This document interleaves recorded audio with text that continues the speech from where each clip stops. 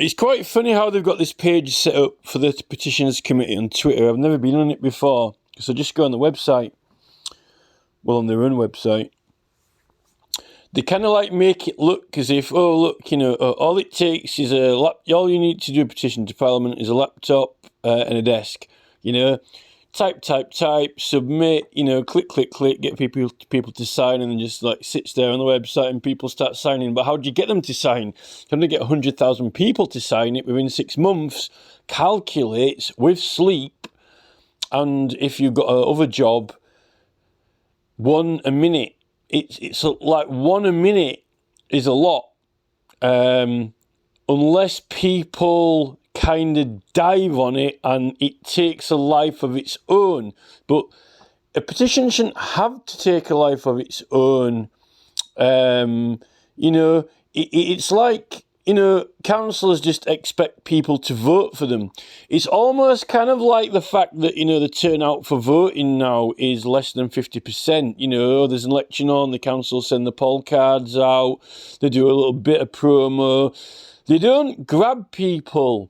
You don't have councillors often anymore, not in our area, knocking on every door, asking people to vote for them, or even sending representatives. They could do, and they could, if they wanted to, they could get 100% turnout in voting, but they don't, because they just get enough to what they need. But is that adequate? If you got elected and you are a councillor or you are an MP, right? But what, they go on this, votes of no confidence in the Prime Minister. This is what we're dealing with now. In Ireland and in England, we're dealing with ministers and councillors who are making decisions and they are dictating to us now, even that they want to change behaviour, how we should be living. Now some even MPs in Parliament are saying who we shouldn't be falling in love with, as if they're taking over from the Archbishop of Canterbury. There was a conversation with Penny Mordaunt and an MP on telling us, encouraging people to fall in love with immigrants and so forth. I think we're going back to arranged marriages now. So,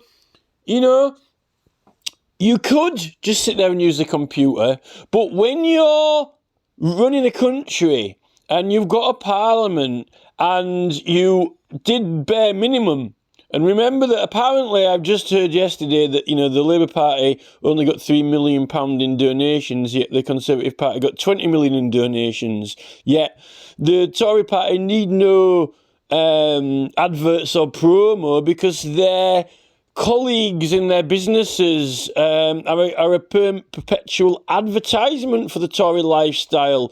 It's almost as if, Costa Coffee and Starbucks are their permanent adverts,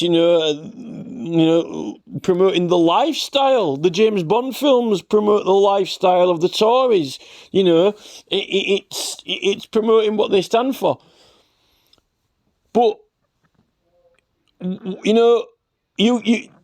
why complain about people's behaviour? Why complain about, people opposing the council, even petitions and so forth?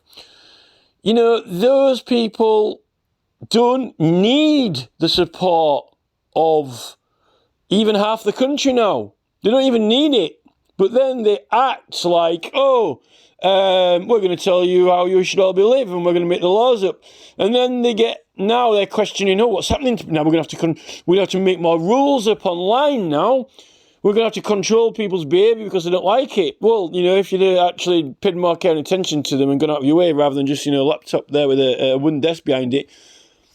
The thing is, this is a legal case, and you can sit there with that wooden desk and that tablet or that laptop, and you can go on to the small claims court and you can upload a couple of files and you can have a legal case in law against a big company what might owe you £50 or £50,000. You don't even have to go to Northampton. You could get a court to look at it. Your opponent might not even turn up, or they might turn up. That's quite a serious thing to do. You might have only uploaded a couple of receipts, but where did the receipts come from? You had to go out and buy something, or you had to go to a shop. It might have been done online, but you might have been out and about. It's still a legal case, and you still had something. It wasn't just merely a statement of 50 words. But yet, what you were actually doing is engaging in a legal proceeding, in a legal action. Now, the thing is, I think the Tess Lowry case with the World Health Association, with the World Health Organization, when it comes to our rights, apparently they're claiming to remove the rights and override them. So if there's a pandemic in the world, they can just lock down every country and we won't have our immunities and exemptions and so forth. That's quite serious. When you think about it, it's actually more serious than someone stealing some bread in a shop, which could result in a police officer having to drive out, obtain CCTV from the shop, question numerous people, go back to the police station, write a report, check some more CCTV, then get this Crown Prosecution Service, issue a warrant, so forth. Obviously, apparently they don't waste their time on such petty crimes anymore for a stolen loaf of bread, but yet apparently some ULEZ people got done for, damage, criminal damage or whatever, when even they didn't do it, and they're seizing drones, computers, and so forth. All of that is not done sat at a computer. Now, a police officer could, ask someone to send in a written statement by email, and use that. Might even prosecute, Now, you've got to go to court. You might not have to go to court. This is the thing. But it's a lot more than a computer and a desk and, a paragraph of 50 words. The process is so undermined by party politics that the seriousness of that World Health Organization, the Tess Lowry case, what that means to the country, it's probably more serious than the entire ULEZ expansion and everything that's going on with that. It's probably more important than any other petition. But what evidence has been gathered for that? What statements, not much. Tess Lowry was allowed to submit a small piece. They say when you do read the website, it says that they can contact a petition. If you receive 100,000 signatures, they can contact you for more information. They can contact you for more evidence. But what about the people who've signed it? What about amalgamating other evidence that someone else has? Obviously, they can email into the petitions committee and so forth. But, how do you know whether it will get added or not? And this is the thing, So that's why I was annoyed when I raised the issue of the 1700 Act of Settlement, which says that, well, actually, no MPs aren't allowed to give up our rights, and particularly not allowed to give up our rights and override them by foreign entities, groups or authorities. And they're not allowed to fail to act to preserve them. This is not just, Rishi Sunak making up new provisions in law that kind of, trim down on the rights or help to slightly define them more. This was a complete erasure of a right from the entire World Health Association organisation. And the fact is that they didn't choose to have it there in the first place. They didn't say, it's not pick and mix, like I said. They actually had to have it in there because of that. It was a legal requirement when they started. So how can they scribble it out when it was a requirement to put it in the first place? They didn't pick and choose it, So that case is quite important. That case is so serious that, but the information and the evidence for that legal case in government comes down to statute law. it's about law and it's about what they can and can't do. I think Tess Lowry's argument, she wanted to argue the case itself on merit of why they shouldn't be removing those rights or why they're important, and some other technical arguments in and around the World Health Association, which she got all her doctor colleagues to support when they signed it, and legal professionals, medical professionals from different fields as well. So, but what I think that case comes down to is actually just law and overlooking its oversight of existing law that's already in place. You see, we've got Andrew Bridgen. Andrew Bridgen is proposing an entire new bill to lay for protections that are already there. Now, you could say, well, okay, he's wanting to, define them and, flesh them out more, but they're fleshed out enough. They're fleshed out enough so the MPs couldn't do what was apparently going to be done if we didn't intervene, So, it shows the importance of petitioning. It's not just, a tablet on a wooden table. That's the thing, And when it comes to our rights to obtain evidence and gather information for these legal cases, the full extent of powers, I don't think, are used for civil cases when it comes to obtaining evidence, facts, search warrants, subpoenaing evidence. Even the divorce cases are a very, very good example, because you can only get divorced with certain criteria and in certain circumstances, and gathering evidence and obtaining evidence on partners and so forth, other than just statements or written statements, you need evidence. Therefore, it's an investigative aspect to it. Now, the only thing that undermines the whole thing is that apparently they don't have to debate it if you don't get 100,000 signatures, but to get 100,000 signatures is so much of a feat. It's such a near impossible feat. The value of 100,000 signatures, if you've got a lot of influence like GB News, you've got a lot of capital. This is why MPs aren't really supposed to be presenters like Jacob Rees-Mogg. They're using someone else's capital rather than the government's. And when they're using the government's capital, it's our capital, and they're meant to be impartial to, this is the thing.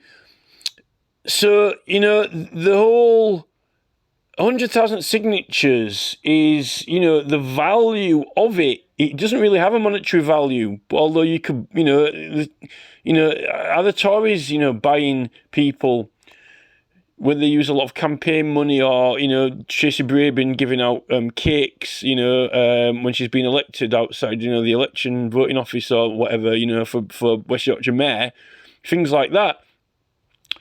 There are lots of concerns in the fact of, that they can choose whether to debate it or not. Although it's clear that there are other mechanisms of action as well as debates, like, for example, getting an inquiry and so forth.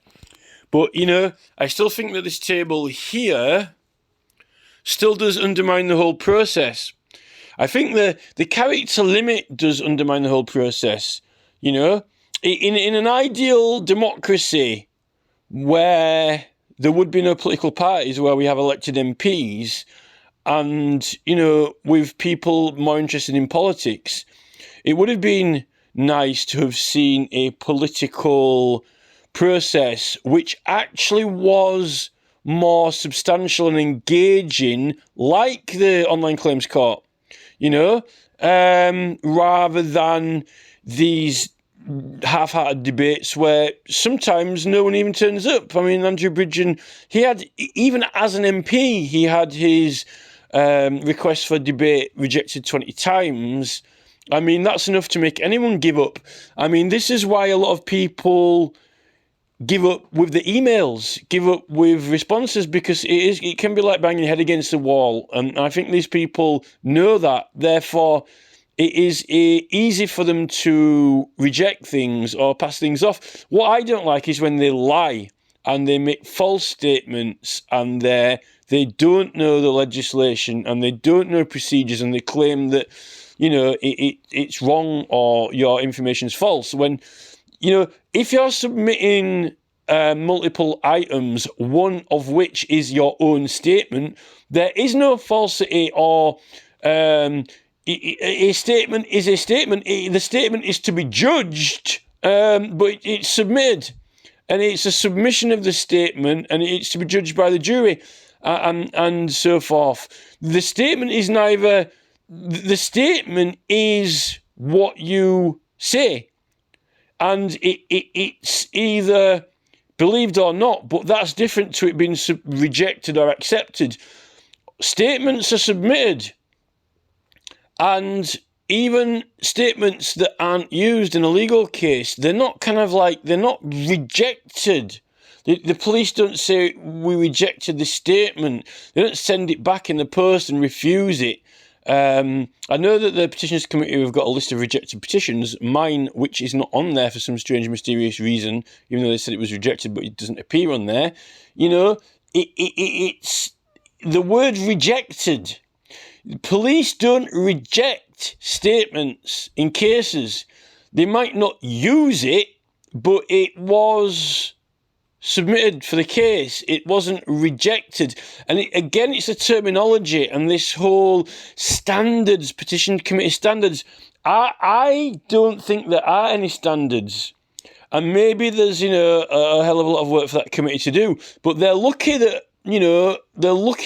now over half of the people aren't turning up to vote. They're actually lucky that, everyone's not interested in politics. They're very, very lucky that there aren't 3 or 4 or 5 equally strong main parties.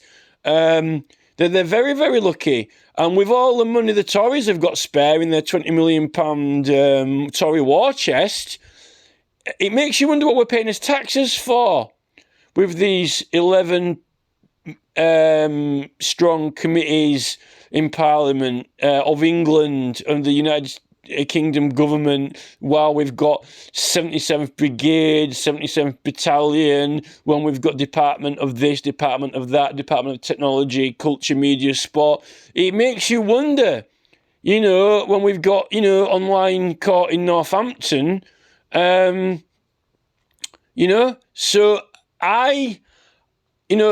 the Petitions Committee is very, very underplayed, understaffed, undermined.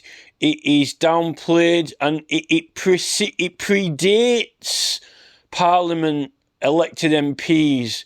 There are also various procedures in law to do with petitioning the King or either of the houses linked to legal cases, and they're in denial of legal cases.